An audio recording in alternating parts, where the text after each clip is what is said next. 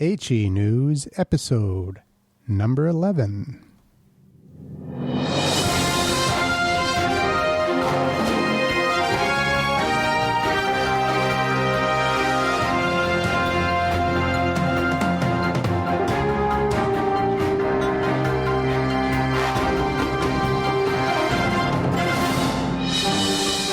This week on Health Empowerment News with Croft WOODRUFF, Bill C6 and the history of health product regulations in Canada. Welcome back to Health Empowerment with Croft WOODRUFF. My name is Andrew McGivern and we're here in Vancouver in our studio. And today we're going to talk about Bill C6. Ah, yes, Bill C6. It's enough to make you sick. When they first presented that, and it went through third reading, I don't know that there was a single challenge on the part of any member of Parliament, of any of the political parties. And yet, on examination by constitutional lawyer Sean Buckley, he's the gentleman that wiped up the floor with Health Canada over their attack against the True Hope people and also the Strauss Herb Company. And about 5 or 6 other companies as well. Exactly. And, of course, so I guess he's sort of persona non grata with Health Canada, but that's too bad. If Health Canada was doing its job as a regulator, particularly in food and drugs, they wouldn't have these kinds of problems. But unfortunately, in my opinion, they're full of shenanigans because Big Pharma is in their pocket, stuffing, megabucks to make sure that things are seen Big Pharma's way rather than in the interests of consumer protection. Otherwise, we wouldn't have these recalls of Vioxx killing thousands of people with heart attacks. We wouldn't have problems with these vaccines like the rotavirus vaccines for infant diarrhea that had to be recalled because they, instead of preventing infant diarrhea, caused bowel obstruction requiring operations and, in some cases, infant death. So this is how well Health Canada works in terms of health protection. And nobody's called to account for these kinds of errors. Bill C6 is an amendment to the Consumer Protection Act. That's right. And a lot of people say it goes way too far. And if anybody's been following the debate in the Senate with the, what committee was it? The Health and Social Committee? It was a Social and Science Committee. And of course, the issue with Bill C6 has to do with the constitutional and Charter of Right matters, which means it should go before the Law Committee, Law and Constitutional Committee. So why is it in this Social and Science Committee instead? So right then and there, one could smell a rat, because nobody on that committee was qualified to be, except one, I think, was it Senator Joseph Day? He was the only one who is a lawyer. Qualified in constitutional matters. And qualified to speak on constitutional matters and Charter of Rights and freedoms. And so what's going on here? And, of course, the most outrageous thing was to hear this Kathleen Petty on CBC's The House a couple of Saturdays ago, wherein she's interviewing Senator Joseph Day. And she's focusing on the fact that he's a Liberal senator and his boss in the House of Commons, Michael Ignatieff, supports Bill C6. And of course, in effect, by questioning the constitutionality of so many sections of Bill 6, he's actually contradicting or defying and turning traitor against his own boss. Well, that, in my opinion, is not the issue. The real issue is the fact that there are things in that bill that are totally out of line and are unconstitutional and are a threat to our health rights, to Charter of Rights and Freedoms, and the right of habeas corpus. And the fact that the CBC's in-house couldn't focus on the real issue, and that is the violation of 8 different sections relative to constitutional matters, tells me how incompetent our own media is, because nobody in the media questioned the content of this bill, Instead, they attack the senators as being old fogies and time to get rid of the Senate. And, of course, in this case, picking on Senator Joseph Day for daring to stand up against the Liberal caucus in the House of Parliament. Well, that's his job as senator, the sober second thought. And so the next thing we knew, by a narrow margin, the amendments are thrown out by a slim Conservative majority. But the next time it goes for third reading, the amendments are back in and they are passed. And this bill now goes back to the House of Commons and for whatever they're going to do. So it's going to be very interesting to see what happens in January or later, depending on what Prime Minister Harper does with regard to either shutting down Parliament by so-called prorogue until maybe sometime next year in the late spring or in the summer or fall. It's interesting, this whole process, because Stephen Harper, one of his so-called babies with the Reform Party and the Alliance, and one of their top reforms to government was to have a triple E Senate. Elected, effective, and equal. And equal, yeah. So, in other words, every province would have the same number of senators, regardless if one was small little Prince Edward Island or huge Ontario.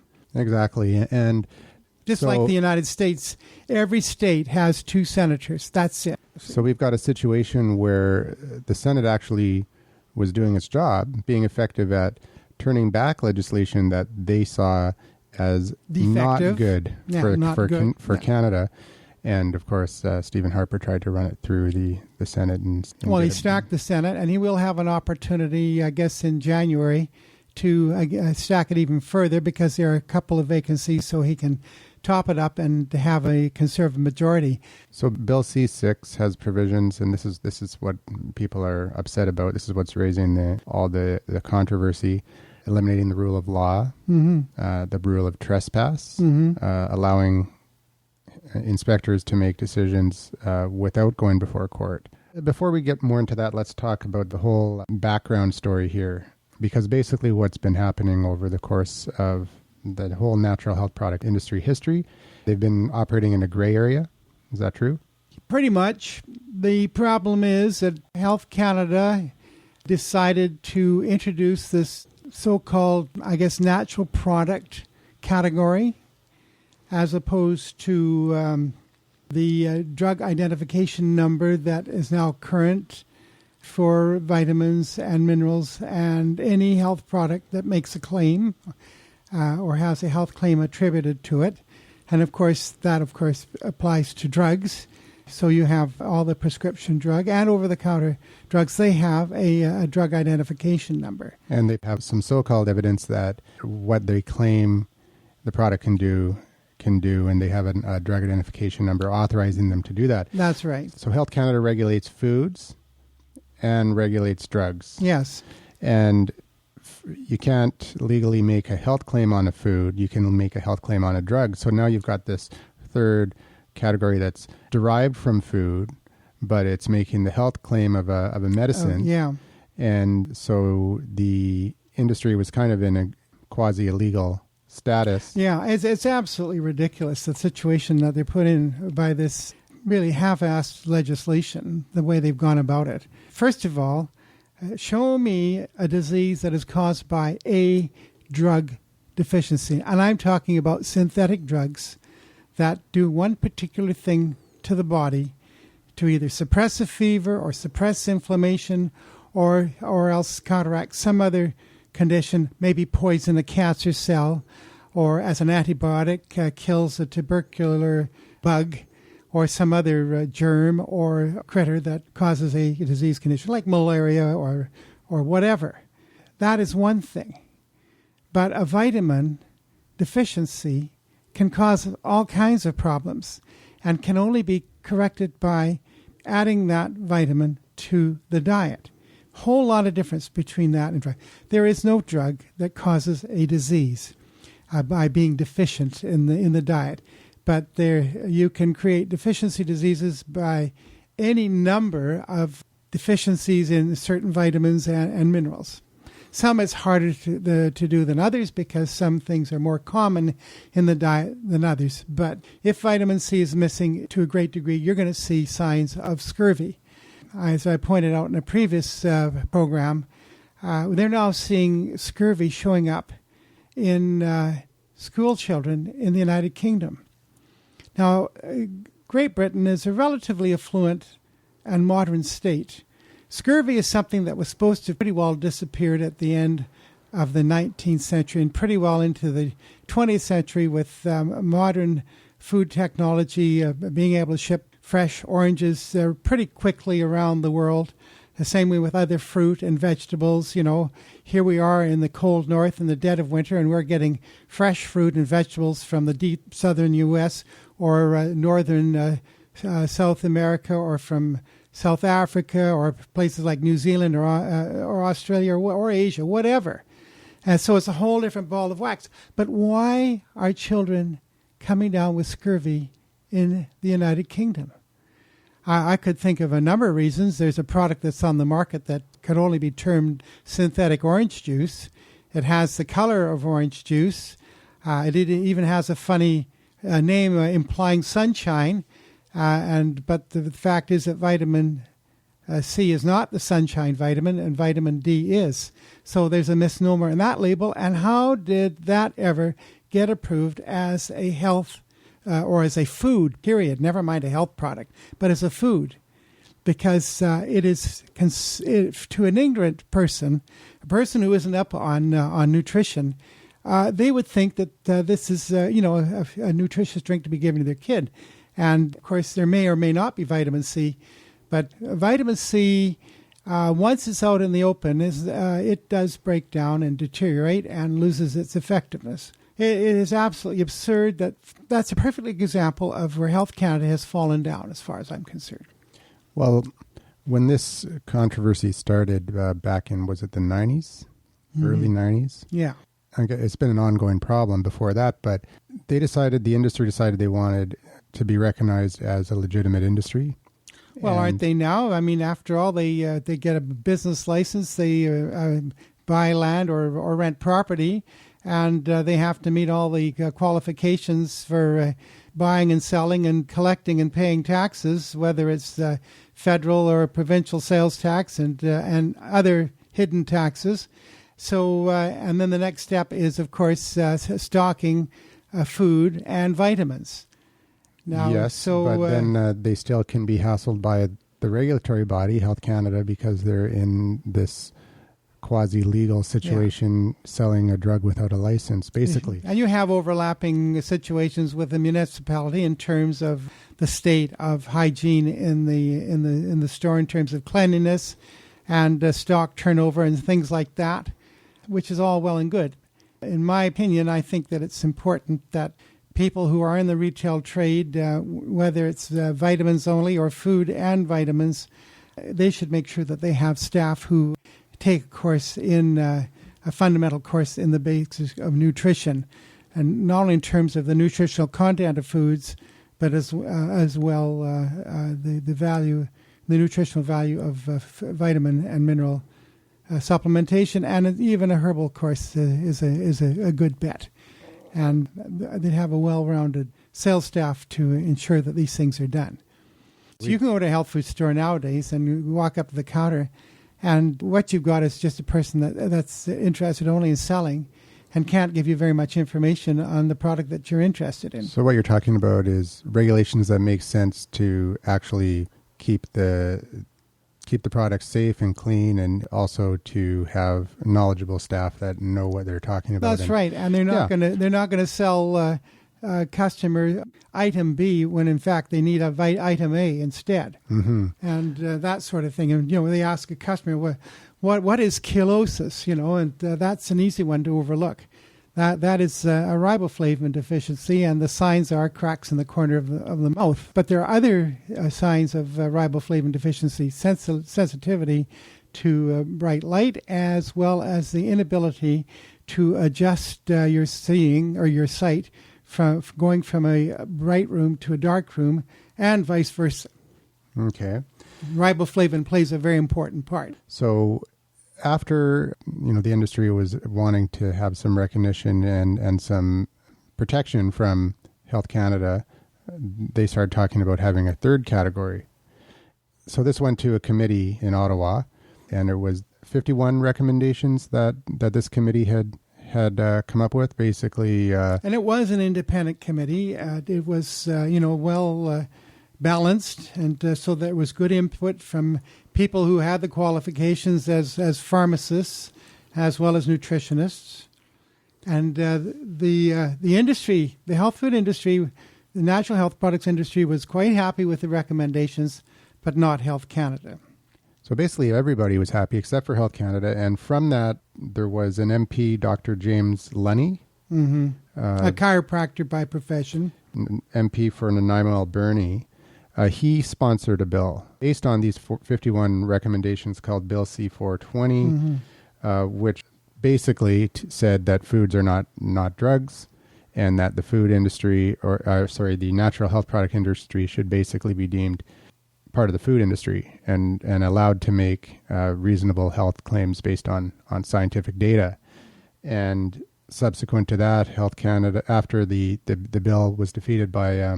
No, it was that Bill C... It wasn't defeated, it was the government was defeated. The bill was actually achieved second reading.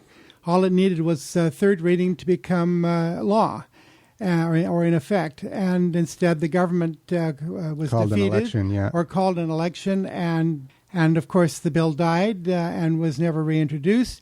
Instead, Harper appointed a new member of the Conservative caucus, one Tony Clements, a former health minister under the regime of golfer Mike Harris, and I can tell you, as an individual that was an officer of the Canadian Health Food Association when Clement was health minister, this man was very careless in failing to suppress his hostilities towards the health food industry. His response to a courteous invitation to visit our convention and exhibits in Toronto.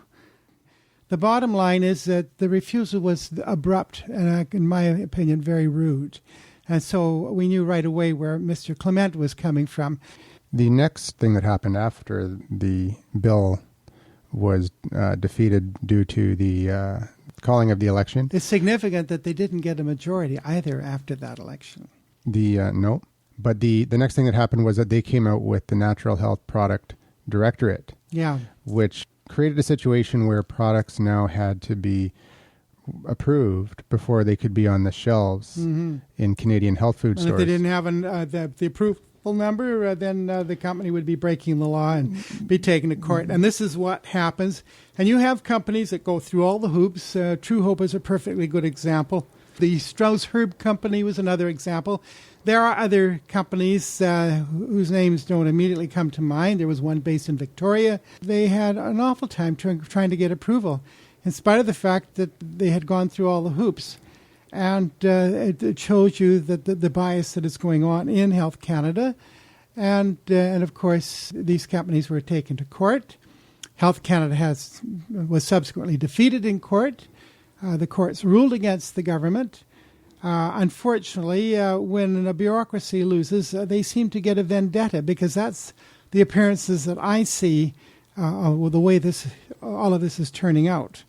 And there should be some heart-to-heart investigation over that sort of attitude. If you lose, too bad. Clean up your act and come back with a better one. Part of the problem is that it's not that that it's too hard to get regulated.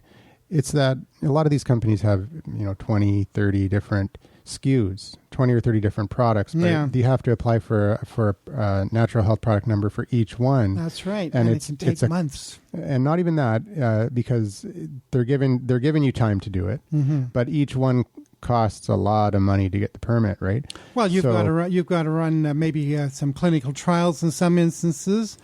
You've got to run lot batches and have them analyzed to find everything in them.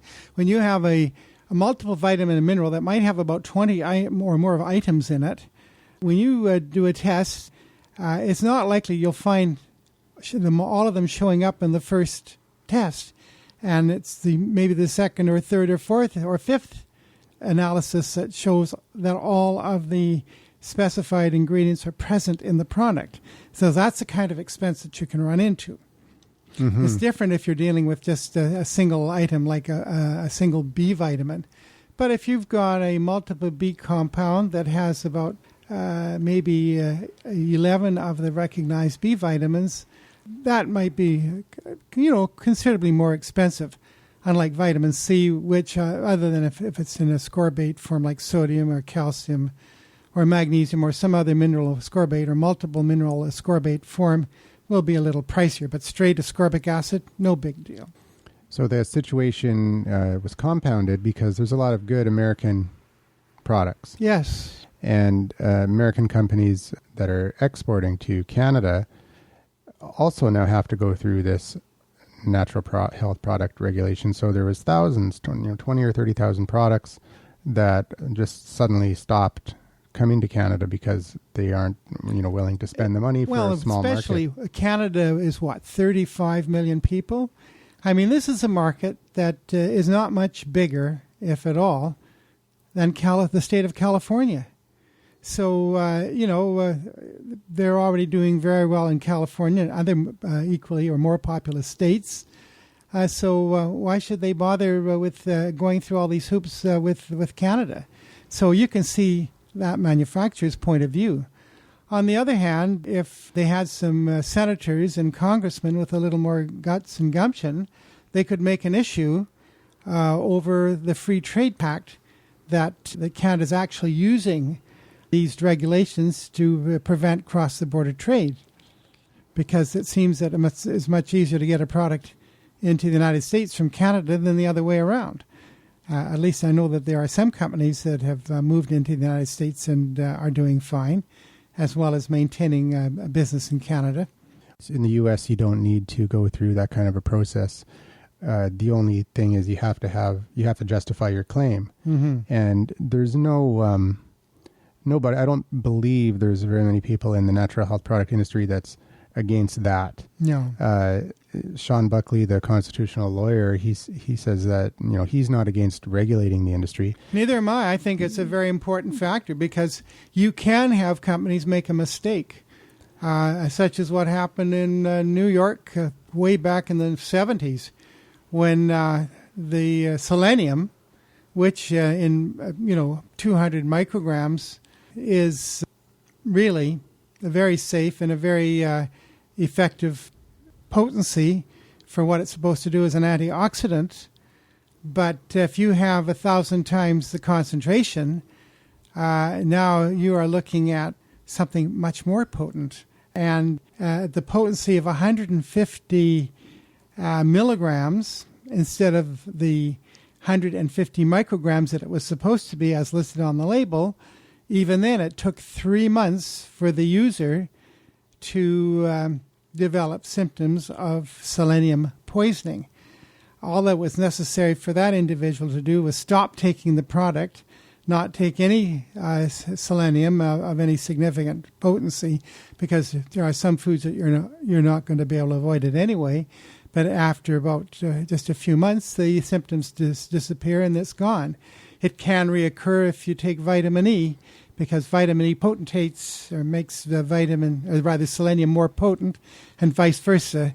Selenium makes vitamin E more potent as an antioxidant. It lasts longer. That's what they call synergistic action between the two factors, a mineral and a vitamin. Just a little bit of information there, but this is a perfectly good example of where something can go wrong. And that's why it is important not to just check once, but maybe several times before it's cleared for market. Health Canada used to have a testing facility where they test shut it down to save natural money. Health products, and not only to save money, but because they were finding that the industry was safe and that there weren't a lot of problems. But the industry was very compliant. There was no reason for this kind of hard-headed draconian legislation to go through. And that's about it. What they needed to do is to put the money, instead of enforcement, into just spot checking these products through their labs. So instead of creating a situation where you have to whitelist products in order to be deemed safe and effective and authorized for sale in Canada, instead of creating a whitelist, create a blacklist of products that are known to be unsafe. And they've already done that. That's already been done. Yeah. And then do random samples. Health Canada agents can walk into health food stores and randomly buy products and test them. They do that now. And I'm not sure if they're doing that now. Well, I don't think they're doing that. Probably on an off and on basis. It probably depends on who the inspector is, who knows what it's all about. I think what they're doing is they're creating a regulatory burden on the industry and forcing people to comply to these very costly measures to get their products licensed. Well, this is the ironical part of it, because the Health Canada had very effective and efficient testing labs. Well, if they wanted to make those testing labs pay, they could have turned around and say, well, let us test the products for you for a fee and make it profitable for them to run these labs over and above what they have to do in other areas of lab testing. You know, it would have made a lot of sense to me. And it would probably have been less of a cost burden to the industry to do it that way. Consumers are safe, and there isn't a need to create this whitelist, kind of like a codex-style regulatory scenario where in order to be on the market, it has to be on the list. And it's hard to get something on the list. Whereas if you just have a list of known dangerous products that are, truly can cause harm if taken in the body, then it makes much more sense. And the industry is already subject to good manufacturing practices regulations. That's already there. The current system, in my opinion, works. All they have to do is test the products and make sure that the consumer is safe. But that's not what they want to do. They want to create a bureaucratic mess. Well, I can tell you things that I know about that took place way back in the 1960s and to the 1970s, where a Health Canada inspector would go into a health food store, and you'd see the product would be there on the shelf, or maybe there was a display, and somewhere else you'd see a picture of the product and maybe some health claims, And so the inspector takes everything over, the pictures and the claims, and puts it alongside the product, starts taking pictures. That's creating evidence, you see. I mean, how are you going to educate people if you can't tell them about the product? And if you're telling the truth, then, as they say, know the truth, and the truth will set you free. So if vitamin C prevents this, and this condition, and it's a matter of clinical as well as laboratory evidence that is the case, then why can't you tell your customer that? Because maybe that specific brand hasn't done the clinical trials to prove. See, they're treating it as a drug. Yeah. And that's drugs are novel molecules. Yeah. Well, vitamin C is vitamin C, and it's a matter of what potency you're taking in terms of, 500 milligrams, 250 milligrams, or 1,000 milligrams, which is a gram, of course, or more. And when you read the write-up of great scientists and nutrition researchers like Abe Hoffer, a Canadian physician who should have had the Nobel Prize for Medicine years ago, a man who literally is without honor in his own country. As a matter of fact, it's only a few months ago that the Vancouver Sun had an article, including Abe Hoffer.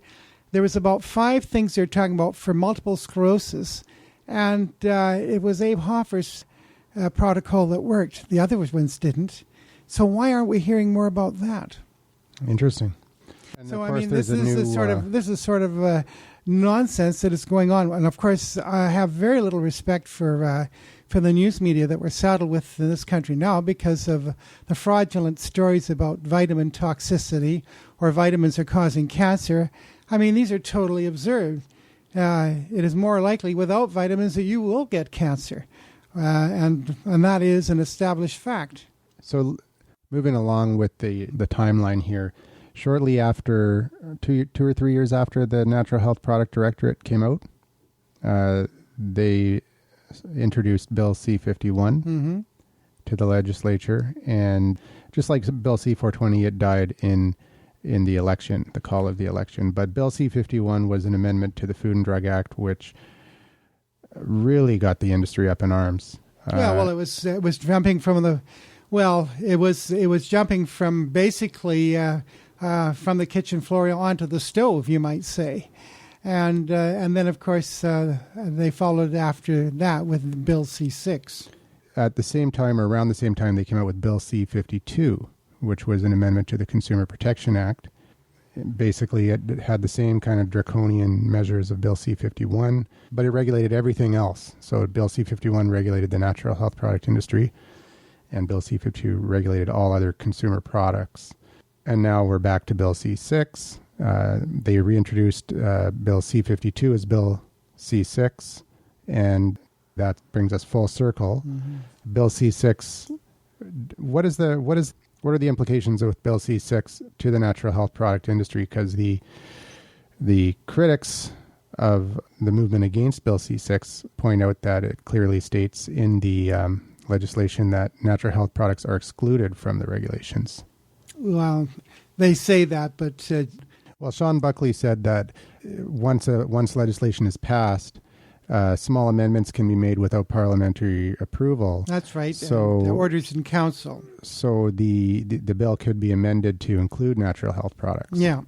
So there's no protection there for the industry from undue over-regulation and actually persecution, because the history of Health Canada has been more protecting the industry that gives them the greatest amount of trouble and causes the greatest amount of harm, and that is the pharmaceutical industry. It is a matter of record. And this is simply not the case with the health food industry or natural health products industry. They have the safest products that you could possibly come across in a food outlet or even a pharmacy. The safest products on the shelf in any given pharmacy has to be the vitamins and the minerals in terms of internal intake. So, who is kidding who? And yet, every year we see Health Canada has to recall or force the drug industry to recall certain painkillers, anti-arthritic drugs, the COX-2 inhibitors like Vioxx.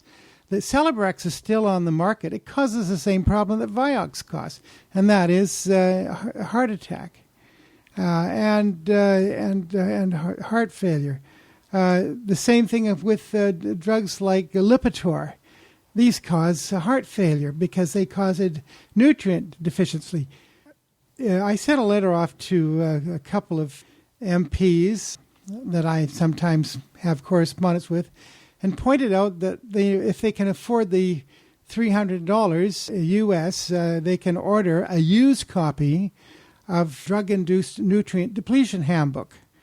And it tells you what all these drugs do and which ones take out your vitamins, deplete the body of vitamins, deplete the body of certain minerals, and bring on certain conditions that obviously need nutritional support to correct.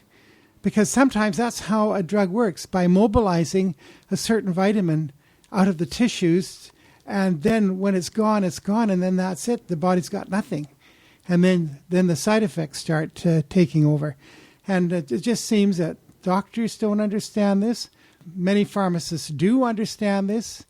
And unfortunately, people in the industry itself, and most definitely the politicians, don't understand this. So what's the solution to this regulatory issue? And there is one. If it wasn't broken, why fix it? I thought that the recommendations that were brought out by that committee way back when, which the industry was comfortable with, and from all appearance it looked like Health Canada was comfortable with, that's what they should have turned around and done.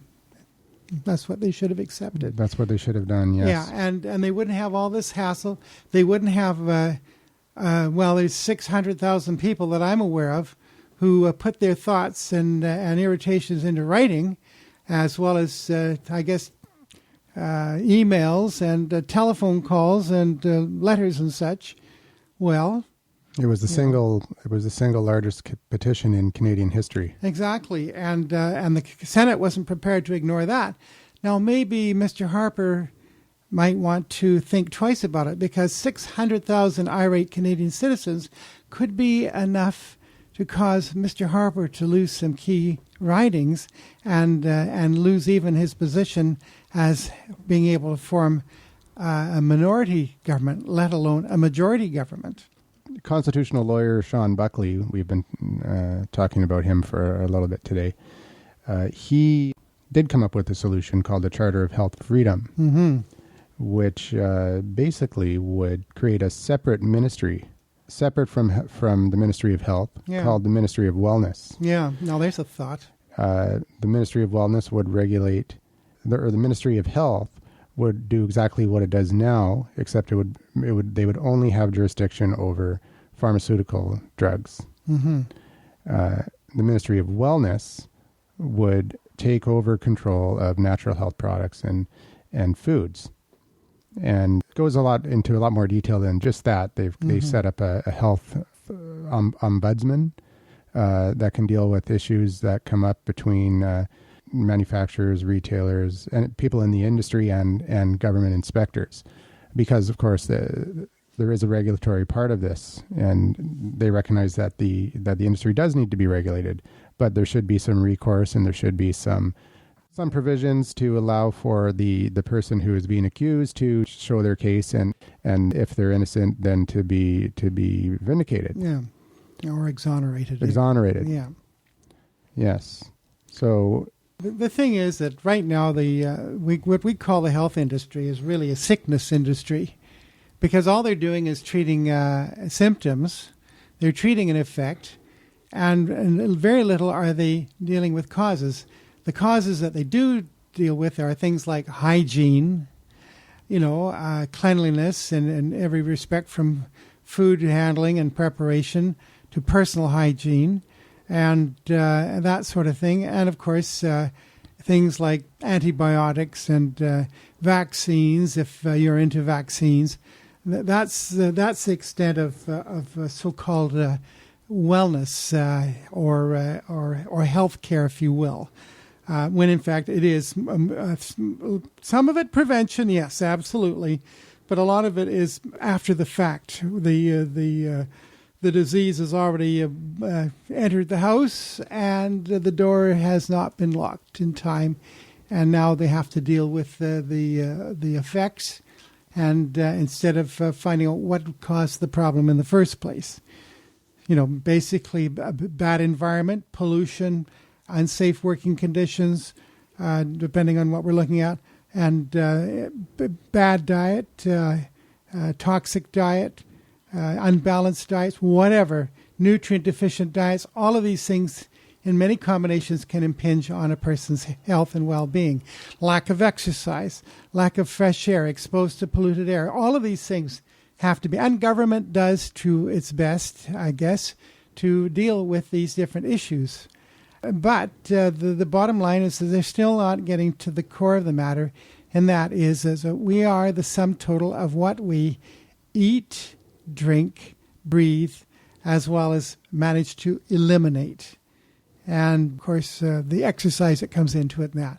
The result is that our sickness industry is the fastest growing failing industry on the face of the earth. And they can throw all the money they can at it, but until they get down to the basics, and one of the key things is nutrition education, and that's not being done in school. And if you want to make changes, you've got to get to the children before you do anything else. Because most of the adults at this stage probably, and pardon me if I insult people that are listening to this program, they're over the hill and they're too set in their ways to change. I mean, it's just like a friend of mine, his daughter married a physician, and she said to her father, she said, "Dad, don't talk to me about vitamins. I don't want to hear about them. My husband and his family, they're all doctors, and they don't believe in vitamins." I mean, what kind of an attitude is that? If you don't believe in vitamins, then you don't believe in health and wellness. I think that there is a potential to change for people and for society in general. I'm reading a book called The Tipping Point right now by Gladwell. He says that thoughts or concepts or any kind of change can go viral if it gets into the hands of the right people, if it gets into the hands of connectors, people who are connected to a large amount of people and have like their media. respect. Yeah, Not even the media, but individuals who are connected through a network of people that respect them. And then also people like yourself who would be a maven, right? Because he has three types of people that cause change. There's the connectors, the people that have the contacts. There's the mavens, the people that are intellectuals. They're basically obsessed with storing knowledge and with you, you're the encyclopedia. You've got the encyclopedia-like knowledge of natural health, and you continue your whole life. You've been researching and developing that knowledge. And then there's the salespeople. The salespeople are people who have very, very high powers of persuasion, and if the right ideas and concepts, with the help of two or three of those individuals, those types of individuals, an idea can spread like a virus. Yes, and like wildfire. Yes, that's what we need. We need to get these ideas into the right people, and spread them. So there you are. Now that Bill C6 has been amended and sent back to the House of Commons, we've got to turn our attention to the members of Parliament. And if you contact somebody like Health Action Network, for instance, you can get all the members of Parliament's email addresses. And of course, it behooves you also to find out who your local member of Parliament is, find out where his or her constituency office is, and call on them, make an appointment. They're going to be home for the holiday season now that it's Christmas and New Year's almost upon us. And this is the time to make a personal contact, and then to follow up with a letter to his office in Ottawa, and of course to be able to contact all the other MPs and make them know what your feelings are on this matter, your concerns, and make sure that you express it in no uncertain terms, because that might be the only language that they understand is that no support, then there's no vote in the next election. And for those people because a lot of people have been saying that, there's nothing you can do. The government's going to pass whatever they want to pass, and the only power we have is at election day. Well, obviously that's not the case, because not with the Senate, that's for sure, and that's what they were supposed to be created for anyways, to be a sober second thought. Sure. So your letters and your emails and your phone calls have worked because the bill has been turned back to the House of Commons. So that should be some inspiration and some motivation to do this again and to stop it completely. Yeah, well, you should have seen the letter I sent to Kathleen Petty, who was the interviewer, I guess it's a couple of Saturdays ago now on The House on CBC Radio 1, where she's talking to Senator Joseph Day, and he's a Liberal senator, and he was one of the key figures who stood up and spoke against the odious contents of Bill C6, and pretty well sparked these amendments, and so it was sent back to first of all, it was the conservative majority, of course, defeated the amendments, so it went right back to the committee again. But the second time around, of course, the results were that the amendments were accepted and sent back to the House of Commons. Now, in the case of this Kathleen Petty from CBC News, she's focusing on the fact that Senator Joseph Day is a member of the Liberal caucus in the Senate, and he's going against his fellow Liberal members of Parliament who voted for this bill in the first place. Well, you have to wonder, why are you focusing on that why is he against the bill in the first place? It has to be pretty serious if he's going to go against his own leader and his own fellow members of Parliament to stand up and say this bill is wrong. But that's the kind of media that we get from not just the CBC, but I saw it with CanWest, with Global, and CTV, the same attitudes.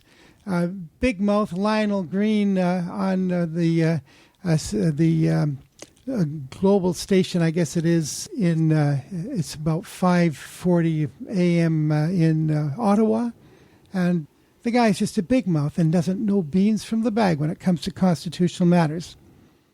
I mean, that's the kind of media that we have in this country, that they don't know when our own Charter of Rights and Freedoms, that our own Constitution is being gutted by such a bill as B6 had turned out to be.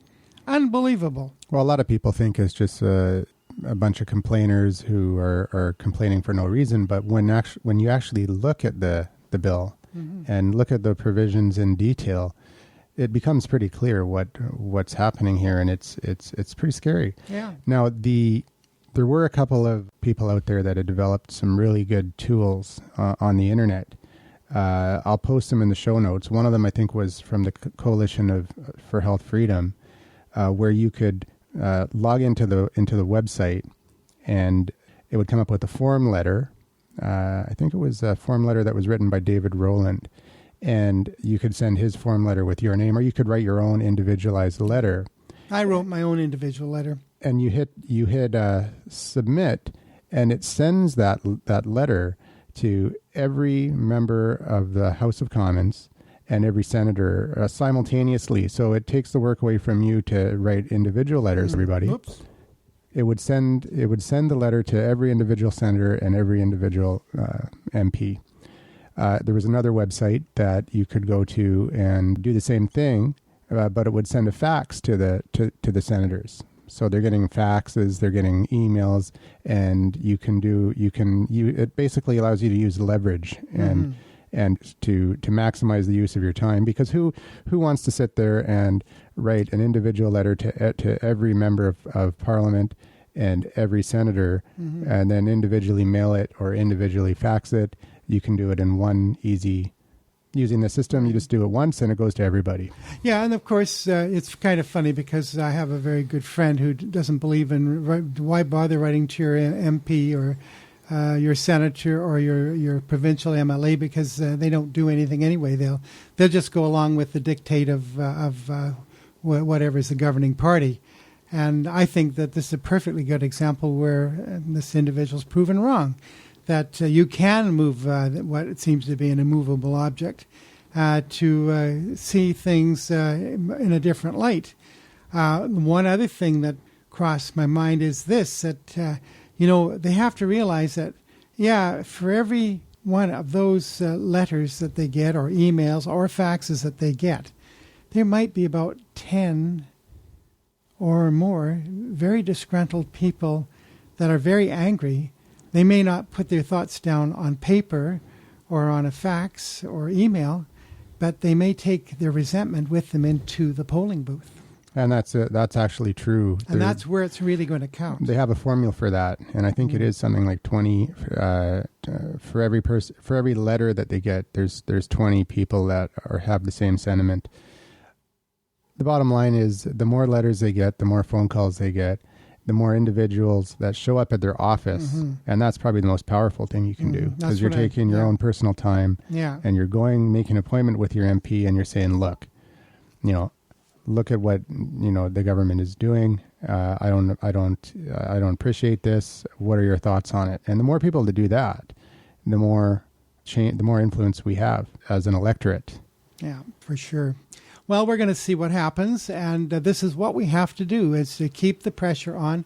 Now we have to, as you point out, we've got to focus on the members of Parliament, and that means we've got to do it with emails and letters to Ottawa, but also emails and letters to and a personal appointment to visit your local member of Parliament.